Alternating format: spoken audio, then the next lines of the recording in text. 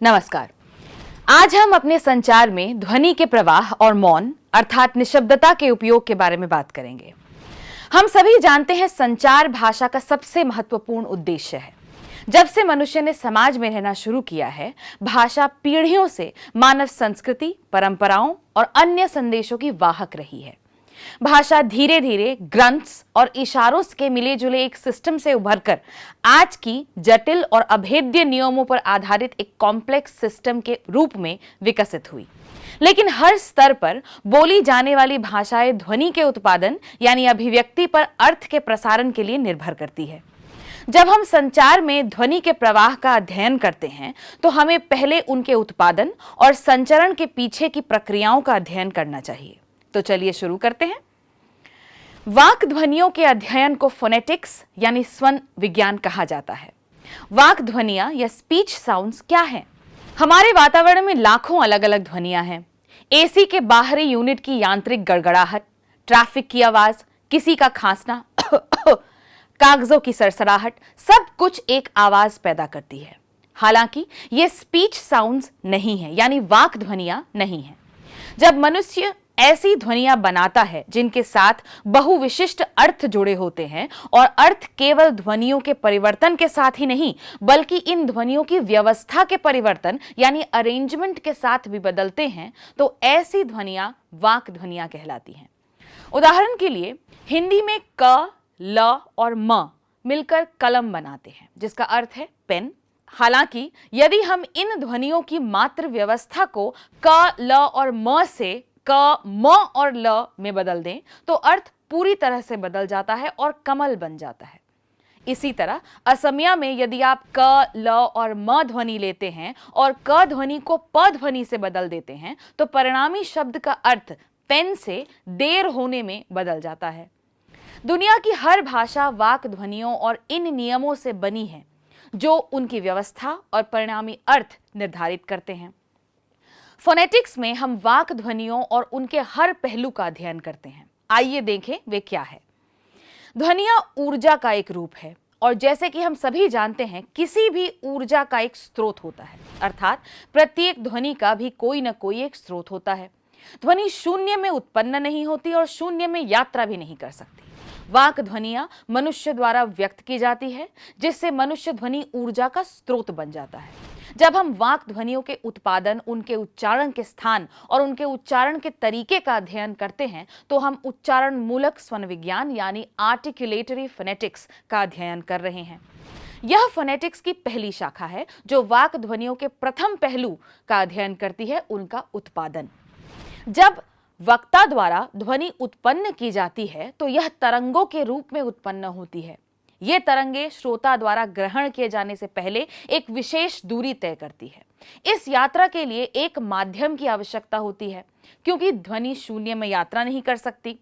जब हम ध्वनि तरंगों के गुणों का और वे विभिन्न माध्यमों में कैसे यात्रा करते हैं यह अध्ययन करते हैं तो हम ध्वनिक स्वन विज्ञान अर्थात अकूस्टिक फोनेटिक्स का अध्ययन कर रहे हैं, जो फोनेटिक्स की दूसरी शाखा है।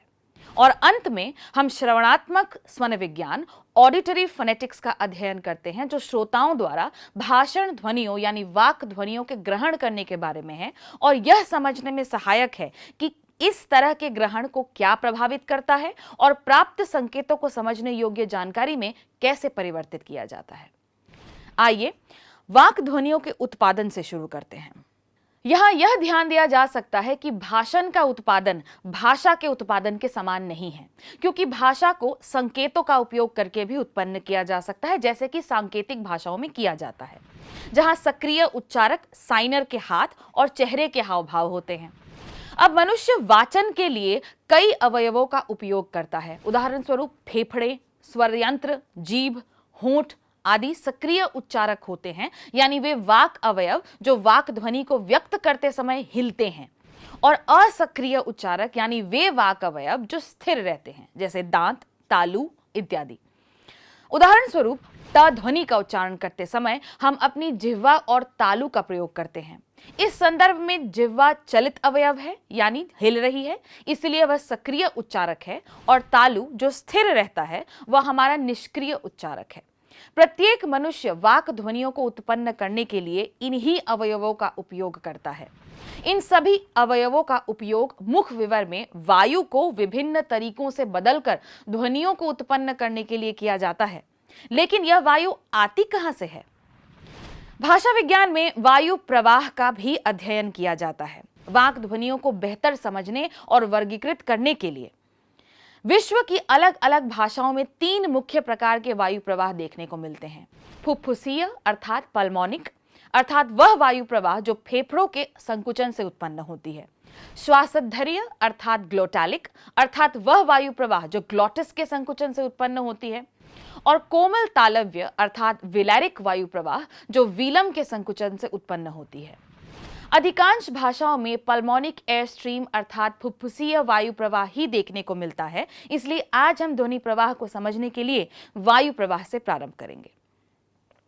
फेफड़ों से निकलने वाली वायु लगभग सभी वाक ध्वनियों का स्रोत होती है। वाचन के समय वायु को फेफड़ों से धकेला जाता है। इसके लिए सबसे पहले हमारा डायफ्राम ऊपर की तरफ दबाव बनाता है और हमारी छाती की पसलियां नीचे की तरफ दबाव बनाती है, जिससे हमारे फेफड़े संकुचित होते हैं। संकुचित होते ही इनमें भरी हवा श्वास नली से होते हुए ऊपर की तरफ यात्रा करती है। फेफड़ों से निकलकर बाहर की तरफ आने वाली फुफ्फुसीय वायु प्रवाह को बाह्यगामी या इग्रेसिव पल्मोनिक एयर स्ट्रीम कहा जाता है। अगर यही प्रवाह बाहर की तरफ न होकर अंदर की तरफ हो, अर्थात हवा फेफड़ों से निकलने की बजाय हम अंदर सांस खींच रहे हो और वाक ध्वनियों का उच्चारण कर रहे हो, तो ऐसे वायु प्रवाह को अंतर्गामी वायु प्रवाह कहा जाता है। हम अक्सर अंतर्गामी ध्वनियों का प्रयोग संवेदना, दुख या भय व्यक्त करने के लिए करते हैं, या फिर कभी कभी बहुत रोते समय सांसें तेजी से अंदर लेते हुए अगर हम बोलते रहते हैं तब भी, या कभी अचानक से अगर डर जाए तो व्यक्ति ध्वनि का भी प्रयोग करते हैं। यह ध्वनियां अंतर्गामी वायु प्रवाह से उत्पन्न होती हैं। सभी वाक ध्वनियां वायु प्रवाह के किसी न किसी प्रकार के फलस्वरूप उत्पन्न होती हैं और इन ध्वनियों को 3 मुख्य विशेषताओं के आधार पर वर्गीकृत किया जाता है: अभिव्यक्ति का स्थान, अभिव्यक्ति का तरीका और घोष अघोष स्थिति। अभिव्यक्ति का स्थान मुख विवर में उस सटीक स्थान को संदर्भित करता है जहां वाक ध्वनि अपने वास्तविक भौतिक रूप को प्राप्त करती है। उदाहरण के लिए ध्वनि प हमारे होठों पर व्यक्त होती है। भाषण ध्वनियों को उनके उच्चारण के स्थानों के आधार पर वर्गीकृत किया जाता है। चलिए मुख विवर के सामने से शुरू करते हैं। जब दोनों होठों को सक्रिय उच्चारक के रूप में उपयोग करते हुए होठों पर ध्वनियां उच्चारित की जाती है, तो ऐसी ध्वनियों को द्विओष्ठीय यानी बाइलेबियल कहा जाता है। उदाहरण स्वरूप प, फ, ब, भ, म। जब निचले होंठ और दांतों को आर्टिकुलेटर के रूप में उपयोग करके ध्वनियों को व्यक्त किया जाता है, तो उन्हें लेबियोडेंटल यानी दंतोष्ठीय ध्वनियां कहा जाता है, जैसे फ और व। जिह्वाग्र अर्थात जीभ की सबसे अग्र भाग को दांतों के बीच लाकर एक संकुचन उत्पन्न कर जो ध्वनियां उच्चारित हो, उन्हें दंत कहा जाता है। उदाहरण स्वरूप थैंक यू का थ और जो का ज। आपके ऊपरी दांतों के ठीक पीछे एक निष्क्रिय उच्चारक है जिसे वत्स्य यानी एल्वियोलर रिज कहा जाता है। त, थ, द, ध, न ध्वनियां यहां व्यक्त की गई हैं। हिंदी के त, थ, द, ध और न व्यंजन विशेष हैं क्योंकि जीभ कुछ हद तक दांतों के बीच होती है और साथ ही वत्स्य को भी छूती है। वास्तव में दांतों पर व्यक्त त ध्वनि और वत्स्य पर व्यक्त त ध्वनि के बीच कोई ध्वन्यात्मक अंतर नहीं है। यानी हिंदी में यदि आप तालाब की बजाय तालाब भी कहते हैं तो अर्थ में कोई बदलाव नहीं होगा। जब हम मुख विवर में आगे बढ़ते हैं यानी वत्स्य के पीछे, हमें मिलती है वह ध्वनियां जो जीभ के फलक अर्थात ब्लेड और वत्स्य अर्थात एल्वियोलर रिज के पीछे के हिस्से का उपयोग करके उच्चारित होती है। इन्हें एल्वियोलर या वत्स्य ध्वनियां कहा जाता है। अंग्रेजी में श और ज ध्वनियों का उच्चारण यहां किया जाता है। इसके बाद हमारे पास रेट्रोफ्लेक्स या मूर्धन्य ध्वनियां हैं जो जीभ को घुमाकर और मुख विवर के छत को छूने के लिए जिह्वाग्र का उपयोग करके व्यक्त की जाती है। उदाहरण स्वरूप ट, ठ, ड, ढ, ण। जिह्वा मध्य को मुख्य विवर के छत की ओर उठाकर एक प्रभावी संकुचन पैदा करके तालु से जो ध्वनियां व्यक्त की जाती है, उदाहरण स्वरूप च, छ, ज, झ, ञ ध्वनियां, उन्हें तालव्य ध्वनियां कहा जाता है। मुख विवर में आगे बढ़ते हुए हमारे पास वीलर ध्वनियां आती हैं जो जीभ के पीछे के हिस्से और कोमल तालु का उपयोग करके व्यक्त की जाती है। जीभ का पिछला भाग कोमल तालु को बंद करने के लिए ऊपर उठता है और क, ख, ग, घ, ङ ध्वनियां इस तरह से व्यक्त की जाती है। यहाँ यह ध्यान देने योग्य बात है कि जिन ध्वनियों को मैंने उदाहरण के रूप में प्रयोग किया है वे केवल हिंदी भाषा के व्यंजन नहीं हैं। ये ध्वनियां दुनिया भर में हजारों भाषाओं में पाई जाती है और बोली जाती है और हर भाषा में इन ध्वनियों को मुख विवर में इन्हीं जगहों पर उच्चारित किया जाता है। हालांकि हिंदी वर्णमाला को इस तरह से व्यवस्थित किया गया है कि ध्वनियों का वर्गीकरण आसानी से समझने योग्य हो जाता है और उन छात्रों के लिए तुरंत याद करने योग्य भी हो जाता है जो पहले से ही यह वर्णमाला जानते हैं। चूंकि यह कक्षा हिंदी में संचालित की जा रही है, मेरा मानना है कि यह सुरक्षित धारणा है कि हिंदी वर्णमाला के उदाहरण के उपयोग से आप आसानी से ध्वनियों का उनके उच्चारण स्थल के आधार पर किए जाने वाले वर्गीकरण को समझ गए होंगे। चलिए आगे बढ़ते हैं। उच्चारण के स्थानों के आधार पर 3 और प्रकार की ध्वनियां हैं। अलिजिह्वीय अर्थात यूवुलर, ग्रसनीय अर्थात फेरेंजियल और श्वासोत्थरीय या अर्थात ग्लॉटल। ग्लॉटल ह ध्वनि को छोड़कर मेरी स्वयं की ध्वन्यात्मक सूची यानी फोनेटिक इन्वेंटरी में यूवुलर और फेरेंजियल ध्वनियां नहीं हैं, जिससे उन ध्वनियों का उच्चारण करना मेरे लिए लगभग असंभव है। लेकिन आप आधिकारिक IPA यानी international phonetic alphabet chart website पर जा सकते हैं और ध्वनियों पर क्लिक कर सकते हैं और उनका उच्चारण सुन सकते हैं, यह समझने के लिए कि किन ध्वनियों के विषय में बात की जा रही है। अच्छा, हम अभिव्यक्ति के स्थानों का अध्ययन कर क्यों रहे हैं? संचार में प्रवाह के लिए शब्दों के सही और सुश्रव्य उच्चारण की आवश्यकता होती है और शब्दों का सही और सुश्रव्य उच्चारण शब्द बनाने वाली प्रत्येक ध्वनि के उच्चारण के स्थान को समझे बिना असंभव है। और यही कारण है कि अगर हम अच्छे कम्युनिकेटर संवादक बनना चाहते हैं तो हमें पहले अभिव्यक्ति के स्थान का अध्ययन करना चाहिए। अध्ययन करने की दूसरी चीज अभिव्यक्ति का तरीका है। हालांकि IPA चार्ट में यानी इंटरनेशनल फोनेटिक अल्फाबेट में अभिव्यक्ति के 8 मुख्य तरीकों को सूचीबद्ध किया गया है, पर आज की कक्षा के लिए हम स्पर्श यानी प्लोजिव्स, नासिक्य यानी नेजल, संघर्षी यानी फ्रिकेटिव और अभिगामी अर्थात अप्रॉक्सिमेंट ध्वनियों का अध्ययन करेंगे। किसी भी ध्वनि को उत्पन्न करने के लिए हम अपने फेफड़ों की वायु का उपयोग करते हैं। एक मुखर ध्वनि के रूप में हमारे मुंह से निकलने से पहले इस हवा को मुख विवर में कई जगहों पर मैनिपुलेट किया जाता है, उसका हेरफेर किया जाता है।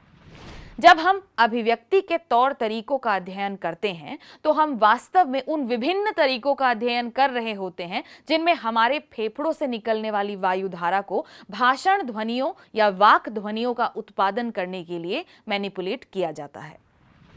बदलाव के उन तरीकों में से एक है हवा के मार्ग को 2 आर्टिकुलेटर का उपयोग करके पूरी तरह से बंद करना और फिर उसे छोड़ना, जिससे हवा का एक छोटा सा विस्फोट हो, जैसे प, त, क, द जैसी ध्वनियों का उत्पन्न करते समय हो रही प्रणाली। ऐसी ध्वनियों को प्लोजिव्स या स्टॉप कहा जाता है क्योंकि हवा पूरी तरह से अपने रास्ते पर रुक जाती है। जब हवा का यह मार्ग मौखिक विवर में रुक जाता है लेकिन नाक के माध्यम से छोड़ा जाता है तो हमें नासिक्य या नेजल ध्वनियां उत्पन्न करते हैं, जैसे म, न, ङ आदि। यदि आप नासिक्य ध्वनियां उच्चारण करते समय अपने नाक के नीचे हाथ रखते हैं तो यह पर्याप्त रूप से स्पष्ट होगा कि कैसे इन ध्वनियों का उच्चारण करने के लिए वायु धारा में हेरफेर किया गया है। अब जब हवा के मार्ग का ठहराव पूरा नहीं होता है, यानी वाक अंग घर्षण पैदा करने के लिए काफी करीब हैं, लेकिन हवा को पूरी तरह से बंद करने के लिए पर्याप्त नहीं है, तो हमें घर्षण मिलता है जिससे संघर्षी ध्वनियां यानी फ्रिकेटिव्स का उत्पादन होता है, जैसे फ, व, थ, श, ज आदि।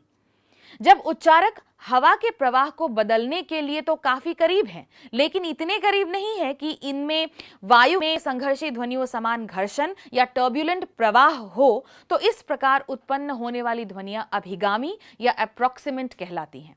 उदाहरण स्वरूप व, र, ल आदि। ल को पार्श्व अभिगामी ध्वनि के रूप में भी जाना जाता है, यानी लैटरल अप्रोक्सीमेंट, क्योंकि जिह्वा दांतों को छूती है लेकिन हवा किनारों से बह निकलती है, यानी लैटरली। व्यंजन वाक ध्वनियों का अंतिम वर्गीकरण घोषीकरण के आधार पर होता है, अर्थात ध्वनि के उच्चारण के समय ग्लोटिस की स्थिति। घोषीकरण ध्वनियों का उच्चारण करते समय घोष तंत्रियों का आवधिक कंपन मात्र है। यदि किसी ध्वनि को उच्चारित करते समय वाक्पथ से गुजरने वाली हवा में स्वर तंत्रों में कंपन नहीं होता तो अघोष ध्वनि का उच्चारण होता है। दूसरी ओर अगर स्वर तंत्र एक साथ पास पास होते हैं तो गुजरने वाली हवा तंत्रों में कंपन पैदा करती है और इस प्रकार उच्चारित ध्वनि सघोष होती है। इस कंपन को आपके गले पर रखी 2 उंगलियों से महसूस किया जा सकता है। उदाहरण स्वरूप प ध्वनि अघोष है जबकि ब ध्वनि सघोष है। यदि प ध्वनि में आपको कंपन महसूस हो रहा है तो प का कंपन नहीं है, उसके बाद आने वाले स्वर अ का कंपन है जो सघोष है, क्योंकि सभी स्वर सघोष होते हैं। अब तक हमने व्यंजन का अध्ययन किया।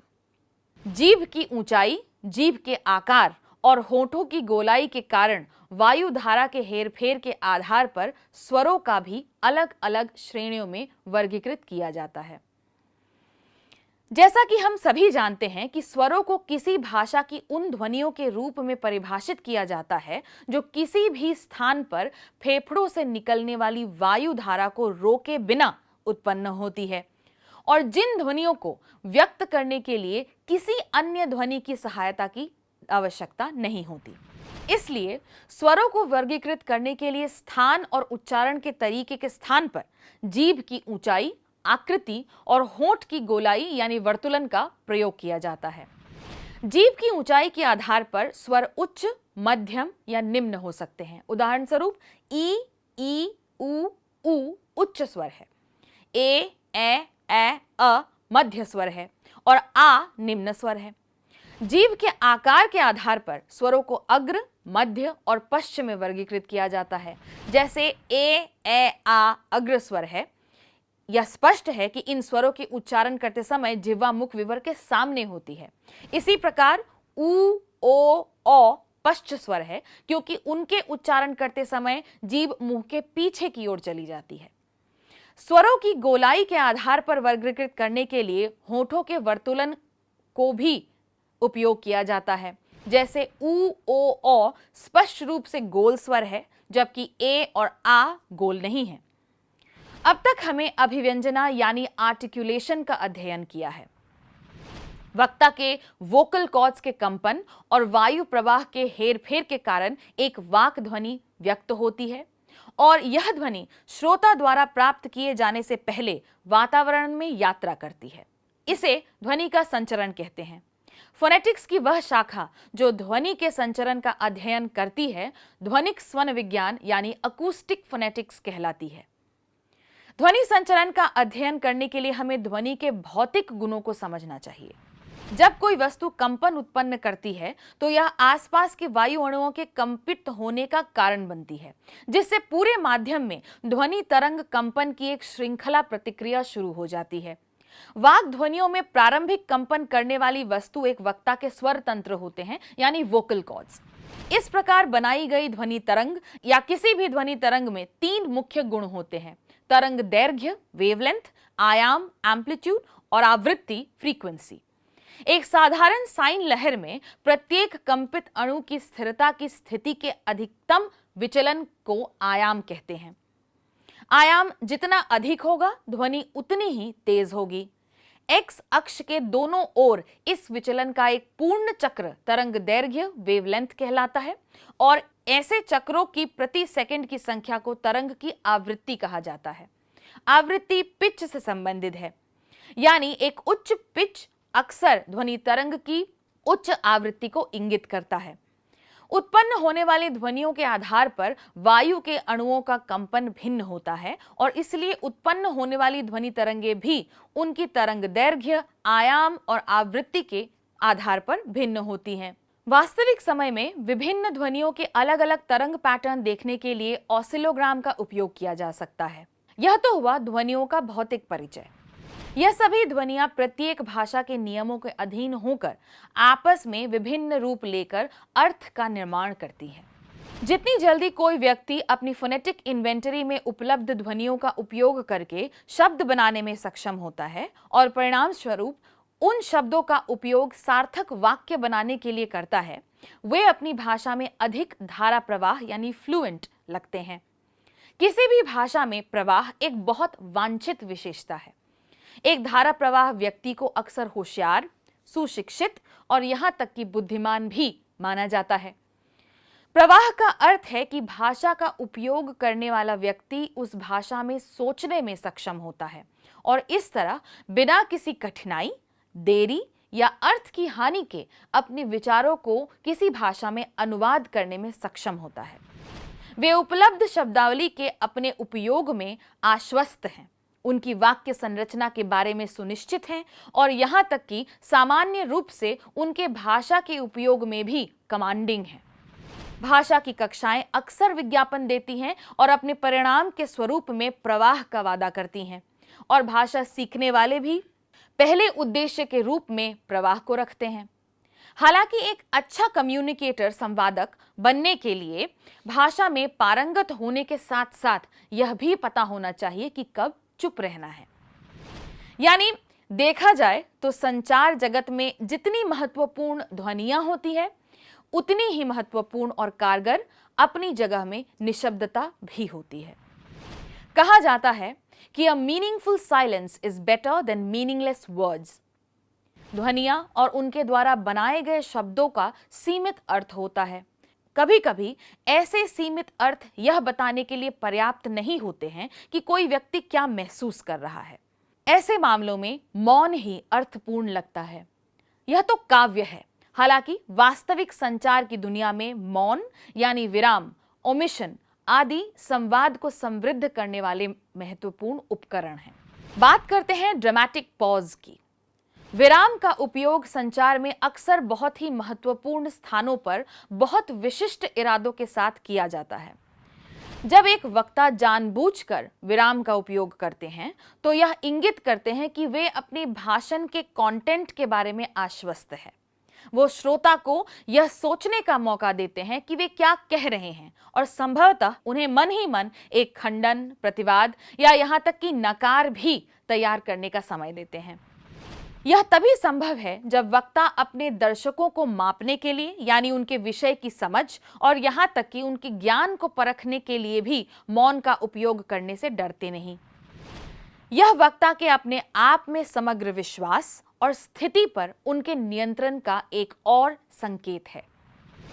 विराम वक्ता को उनके शब्दों और उनके कहने के तरीके के साथ सहज महसूस करने में भी मदद करते हैं।